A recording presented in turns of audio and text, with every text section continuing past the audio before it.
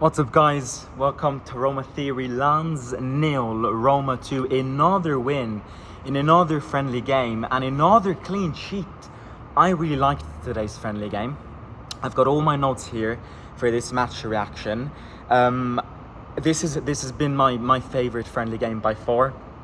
The most important one by far, because it's against a team which plays in the first division of French football, which I believe last season or 2 seasons ago was playing in the Champions League. So maybe we can call this the first real test against a high quality team.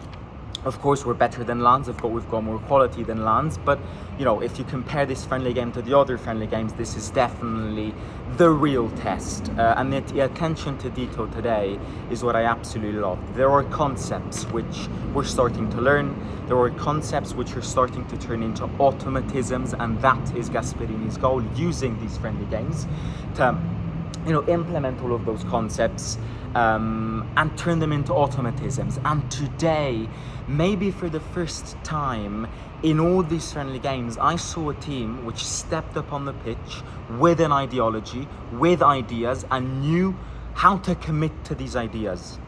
So I want to zoom in onto a few players today, but overall, speaking about the game, I think in the first 15 minutes, Lens tried to block all our paths. They pressed really high, and in the first 15 minutes we struggled because they were pressing high. And Gasperini football is all about transition, fast transition, vertical transition. If they press you well, it's complicated to transition the ball vertically. So in the first 15 minutes, I think they did this very well, which is why we played bad in the first 15 minutes. We started losing balls and we started panicking. After they lowered this and we increased the level, we highered the intensity, and we changed the game and we won the game. Of course, Mancini's goal, Soulé's free kick, and Mancini kicks it in. But the concept here, I followed all the friendly games, apart from the ones that we couldn't follow. There is a concept, which I repeat in every match reaction, because it's the most important concept for Gasperini. Pressing high. Everyone needs to follow his man, and you need to follow him everywhere, and you need to press with a high line.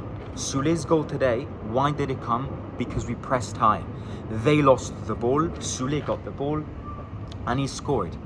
It's a very simple concept, which however needs fitness for it to work out perfectly, which is why it's understandable that Gasperini's training sessions are brutal, because they need to learn. You need lungs to play 90 minutes how he wants to play. It's all about aerobics. If you're not fit, you cannot commit to this system. So you need to be ready. You need to be fit. The pressing. How many times, again, I repeat this every time, but pay attention. How many times do we see Ndika before he got subbed off because of the minor injury, and Mancini press high? High lines. It's all about high lines, intensity shifts, and vertical. Whether it's with the ball or without the ball, whether it's possession phase or non-possession phase, you need to move forward. You need to move the ball forward. Vertical phase, vertical system. If you don't have the ball, you move vertical too. It's very simple. And today, I think the players did and committed to these in the best way possible. They really did them well.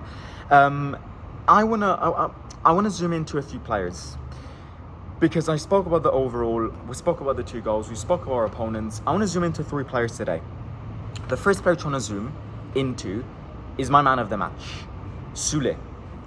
I want to zoom into Soulè because not only because he scored a goal, not only because he pressed high, which led to the goal, but because he committed. And I'm sorry I'm using the word committed a lot.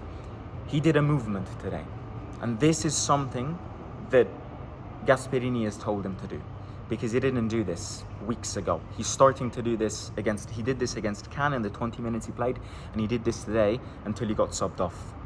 He plays wide. We're used to Soulè playing wide. We're used to Soulè playing wide, dribbling, cutting in and shooting. That's what we're used to seeing from Soulè. What does he do today? He does that, and then sometimes when we're lacking playmakers, he moves into a central position, he gets given the ball, and he becomes a playmaker. And that is something very interesting, which made me want to zoom into Soulè today, because otherwise we would say the same things about him. But today he's been told to move centrally, get the ball, receive the ball, and set the play. Kind of turn into a Dybala situation, okay? The other player which I want to zoom into is El Ainaoui. I want to zoom into El Ainaoui because I have read a few comments on social media. I've read a few comments already going, El Ainaoui is a scrap, El Ainaoui is terrible, we don't need El Ainaoui isn't good. I completely disagree. He hasn't been the best in these friendly games, but he is a player that you need to mend, you need to construct, and you need to change. You need to work on him. You need to work on him, on his accuracy and on his passing. Because I agree, his passing isn't great. He wastes a lot of balls, and that's something that you need to work on him. But to say that he's terrible is not knowing what he's here to do. El Ainaoui is not Paredes. El Ainaoui is not a playmaker. El Ainaoui it might look like he's playing in the same position as Paredes, but he's not somebody who gets given the ball and sets the play. Absolutely not. He is a stop-and-go player, which is why Gasperini wanted him, because he's perfect for his system, fast transition. He gets the ball, and he's got a strong pace. He's got a strong movement and a strong transition with the ball. And that's what he does perfectly, in my opinion. He's not a playmaker. He's a stop-and-go. He's exactly a stop-and-go. He stops the balls, gets the balls, and drifts them forward, running, because he can do that very well. And he did it today and against Cannes a few times, and it worked really well. That's exactly what he needs to do.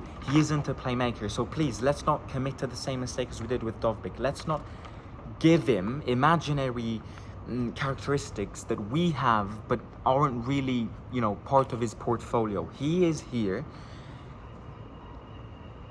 He's got a fast rhythm, and he's great at breaking, stopping the rhythm of the opponents, breaking the play, and moving forward. And the third player which I want to zoom in, is Wesley. Wesley is a train. Wesley is a horse. Wesley is fast. Wesley is very decisive. Like, he's a player with no breaks, in a sense that he goes directly onto the ball. If he hits the ball, great. If he hits the legs, well, your problem. Very decisive player. The only thing with Wesley that I have noticed in this friendly game and in the 10 minutes that he played against Cannes are two things. Number one, I can see he's a bit tired. That's normal. He's coming from a league in Brazil that is basically halfway through the season.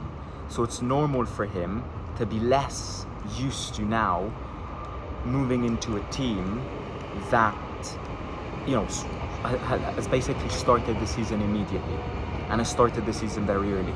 This change, you can tell that he's you can tell that he's played football all throughout this summer, because you can tell that he's a bit tired, and it's not easy to go from a pre-season, which is a mid-season training routine, and a pre-season training routine. So I think this difference is getting onto him a bit. And the other thing about Wesley, very early, of course, these are just premature thoughts, he's not as technical as people make him to be. People have got this image, he's Brazilian, he can play the ball really well, he can dribble, perfect. And I made this mistake. I thought he was going to be more technical than this. He's not technical at all. At least from what I've seen up to now, he's not technical. He's fast and he's decisive, but he's not technical. He missed a lot of short passes today. He also communicated a lot with Soulè. He wanted the play where he gives the ball to Soulè and then he runs it and then he wanted it back. And they tried it a few times, so they need to get the chemistry going. And Ndika, of course, got a minor injury. That's the classic injury of, a tough preseason, because Ndika never gets injured. So it's a classic muscle minor strain when you're training a lot and when you're coming from the summer and everything. But as I said before, guys, Soulè, by the way. Soulè is just Soulé's an unbelievable player. I love him so much. He's so good. He played a great game today. He's my man of the match. Soulè designs football. You know, he gets his little pen and he draws on a piece of paper. He does whatever he wants to do when he's fit, especially against these teams which have got less quality than you. Soulè gets the ball and he does whatever he wants with it. So yeah, Mancini also played very well, very concentrated in defense, and we're very concentrated in the defense. Another clean sheet, guys.